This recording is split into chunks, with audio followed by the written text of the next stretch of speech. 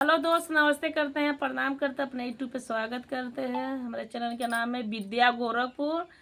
देखिए हम लोग एक छोटा सा प्यारा सा सुहाग गीत लेकर आए हैं। बहुत सुंदर कैसे कैसे स्वामी जी कहते हैं और कैसे कैसे धनिया कहती है। आप लोग सुनिए, ये अच्छा लगी तो ज़्यादा से ज़्यादा शेयर कर दिए, प्यारा सा कमेंट करिए आप लोग।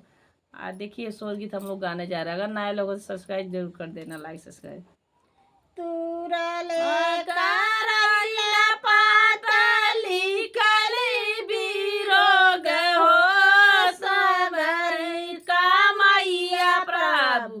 हम ही के दिया हो सागरी का मैया प्रभु, हम ही के दिया हो सागरी का मैया प्रभु।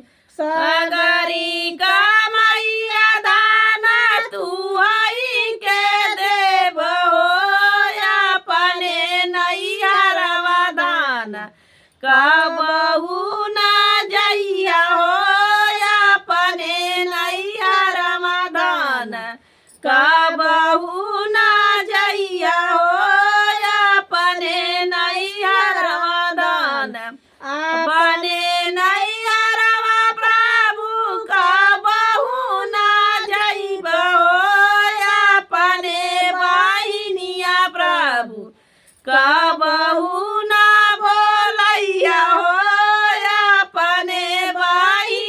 प्रभु कबहू ना बोलैया हो, अपने बहिनिया प्रभु अपने बहिनिया दाना कबहू बोलैबो, बाबा ना के बिया ओही में जइबो, परल बाबा नवा के बिया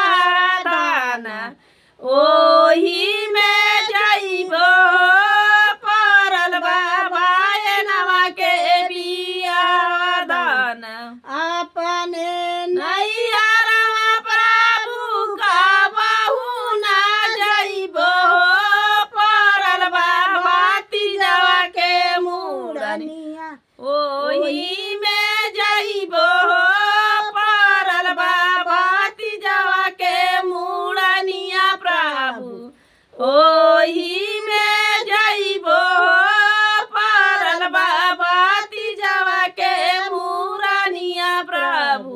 तुरले कराइया ताली खेले बीरोग हो, सागर का मैया प्रभु हम ही के दिया हो, सागरी का मैया प्रभु हम ही के दिया हो, सागरी का मैया प्रभु। देखिए दोस्त, कैसा है सुहाग गीत।